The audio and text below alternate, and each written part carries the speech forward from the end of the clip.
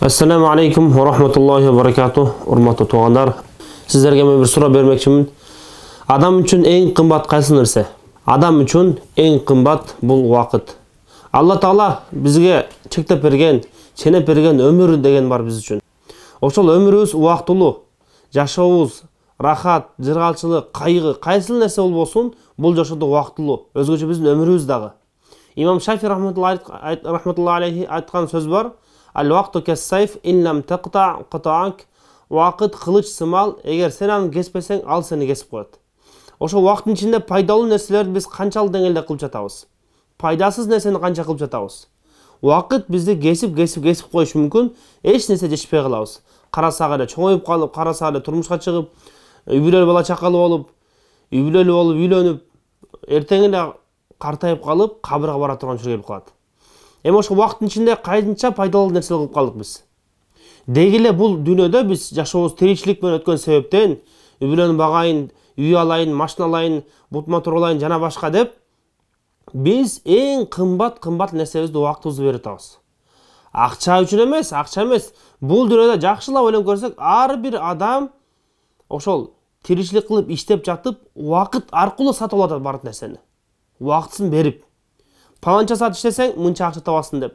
Ошо акча эмес, убакыт. Убакыт бул дүйнөнүн эң чоң валютасында чыкканда караңыздар.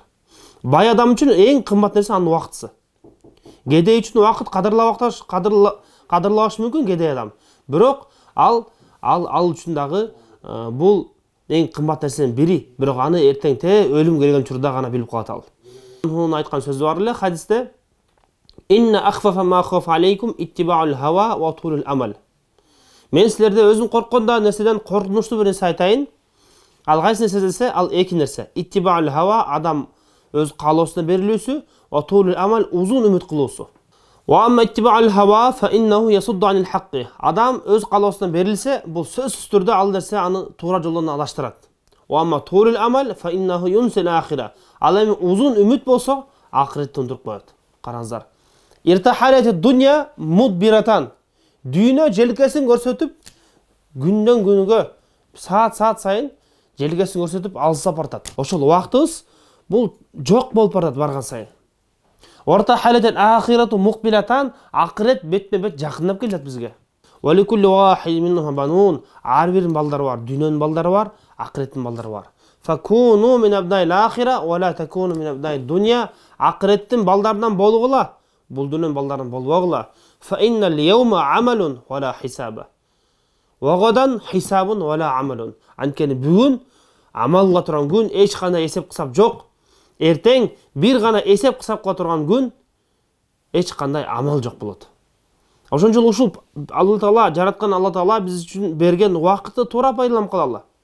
Жакшы иш менен, көңүлдү көтөрүү менен дегендей, эч кимди капа кылбастан, күнөө иш кылбастан, Алла Таалага ибадат кылып, мына ушул нерсе менен биздин жашообуз, биздин убактысы кетсин. Хадисте дагы айтылат: "Лейса ятахассару ахлул джаннати аля шейин илля аля саатин маррат бихим фиха лам yazkurullah azza wa jal." Ау кем кол алейхиссалату вассалам. Бейшелдер эч нерсе өкүнбөйт, эч нерсеге. Бирок бир эле нерсе өкүнөт. Алланы эстебей жүргөн убакытыбыз үчүн, Алланы эстебей өтүп кеткен убакыт үчүн булар өкүнүшөт. Ошондо урматтуугандар, жараткан Зат Алла Таала бизге берген дагы убактыбыз, Кудайга шүгүр. Кимдин канча убактысы бар, Алла гана билет ал. Эч ким белгисиз. Ошол убакытты туура пайдаланалы, ошол убакытты биз ибадат менен, жакшы иштер менен нерсе өткөрөлү.